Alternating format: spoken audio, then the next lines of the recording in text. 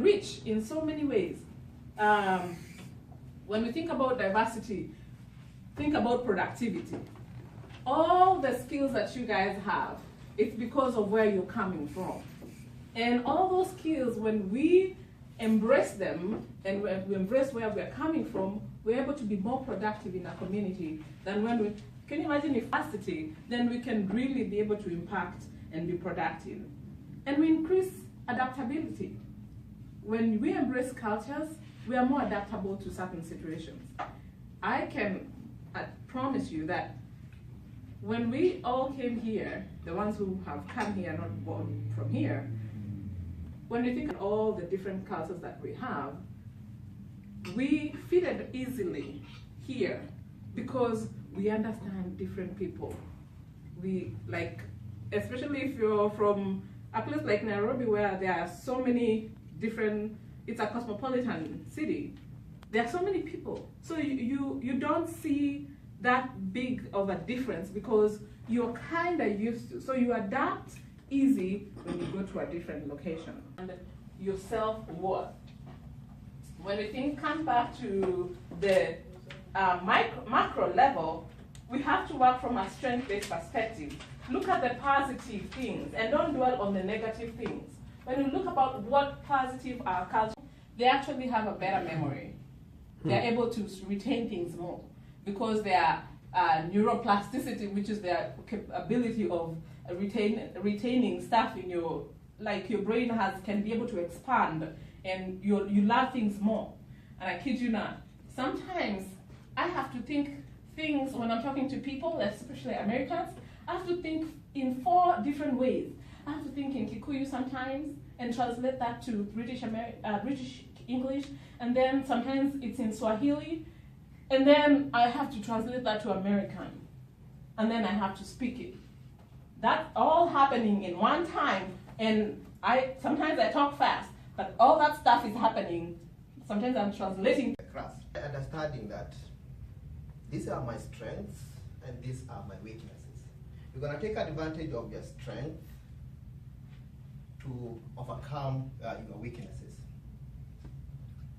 Remember that you may be strong on one area but weaker on the other area, and you can take the advantage of that stronger aspect of it and utilize it to overcome the weak area. And that's where we come in. That's where the mentorship program is here. All right, we are here to help you with guidance. We are here to help you navigate the system. That we are, as a Kenyan community, we have a lot of challenges. I have my own challenges, all right? And we always come together. When you are in a group of people and you are your family is undergoing some sort of challenges, when you join with your mentor, let them know that we are having something, and that within the family structure comes and interferes with the kids' development and work at school. If you share with your mentors that, yeah, we have something going on, your mentor can even chip in, help you how to go about it. If it needs a matter of assignment, they can also play party to that. All right. So the other point that I want to add over there is be open to learn. Be open. When I joined my residency, I was overcome with how people here can despise something. When I was in medical school back in Kenya, I went through all kinds of subjects, and we were told we have to do. Less did I know that I would one time come to use it. My advice for you is be like a sponge, absorb everything. Don't ignore any teacher, don't ignore any subject. Put all your effort and money into it. When you learn things that are outside your area of interest, it makes your view more broad, and you will be able to assimilate in different situations. Take somebody from Russia, take somebody from South America, try to learn their culture. there is something you can be able to pick out of that.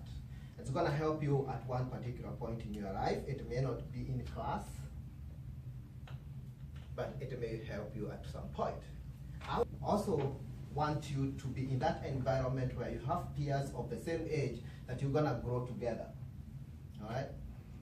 So there is much more than just academic. When you have that notion in you, you'll be in a position to have that mentality of excelling.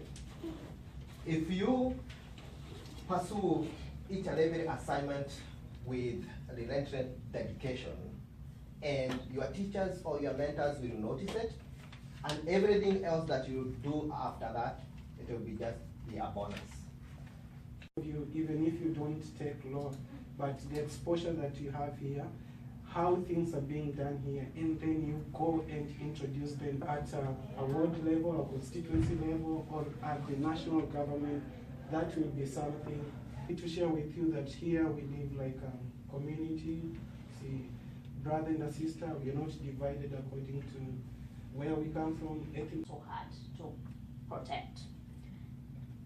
When it comes to social media, I'm always talking about social media, and we have to be very careful about that. When you like a post, when the post is funny to you, ask yourself if it is a political post or whatever kind of post it is, the person receiving, the person on the other side being described by that post, will they find it funny? If you are that person on the other side, will you find it funny? If it's not, then you have the option of not doing anything about it. Don't like it, don't comment on it. Yes, we are entitled to our opinions, but opinions have consequences. We just saw that in the United States. The president gave his opinion. He's losing members in his own government. He's entitled to his opinions. And so they are positive, of course, give your opinion. If they're not, be mindful of the other person. I'm not saying that if you have an opinion that doesn't agree with the other person that you don't need to air your opinion. Definitely air your opinion, but do it wisely. Do it in a conscious way, live in a way that you will not look back and regret. You will not look back and wish that you did not use those words. You will not look back and wish that you did not like that post. You will not look back and realize that while I say I'm a peaceful person, I'm not sending a very peaceful message out there. So let us try to grow together as a community than try to tear each other apart as individuals or as cultures. And we also created a suggestion box. We'll also be sending that through the WhatsApp or email. So if you have any topics that you want us to talk about, if you would like to speak, if you have friends or anyone that could inform us on anything that you want to hear about, please feel free to tell us, because we want to know what you guys and your interests are. Let's see. If you're not part of the WhatsApp or you don't have your email, just see one of Walter, Gladwell, or I, and we'll get you on the list. Fundraiser, so we want to invite your friends, family. It'll be a good time to get out. So it's $40. It's $300 for a table or 8 people. So this is really important, and if you could support us, that'd be great. I know you guys might know that they went to Kenya for a mission trip a couple years ago. So we wanted to do the same thing, and this year we'll be going to children's homes and orphanages, and there we'll be giving them we'll bring school supplies, we'll bring sanitary pads for the girls, bring some book bags and clothes and shoes. And then on top of that, because it will be Christmas, we wanted to bring them a little Christmas present with whatever. You're the ones who are going to be deciding what we're going to talk about. So what I would encourage you is use that suggestion box. I'm going to have two students who are in college working on that as well, and so they can see your suggestions and try to incorporate things that you have, or you can simply put it up on your WhatsApp pages so that everyone can see, and then you can kind of put a program together. Okay, so you may be hearing from me. Generally, I send you emails. Okay, but when I do that, I'll probably put a WhatsApp saying, please look at your email, because I know you guys don't read it very often. But please look at your email so you can see what's going on. Okay, and for those, if any of you is having trouble getting to your mentor, please contact me. Send me an email back, because I did send all of you an email individually send me an email saying either you haven't.